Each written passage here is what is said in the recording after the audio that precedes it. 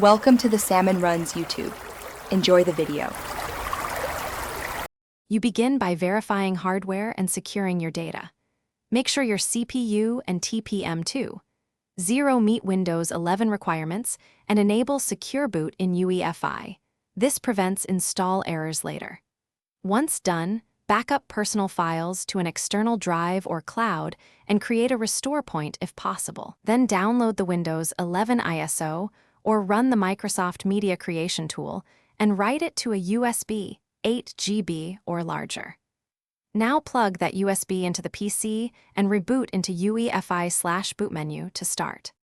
You'll now perform the installation itself. Boot from the USB in UEFI mode and choose Custom Install for a clean setup. This avoids leftover system files.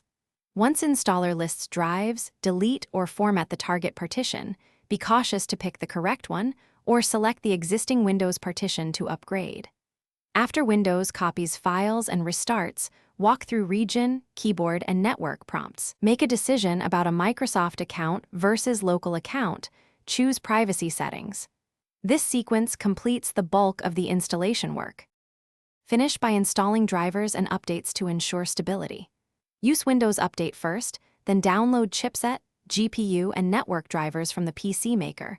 Restart after large driver installs.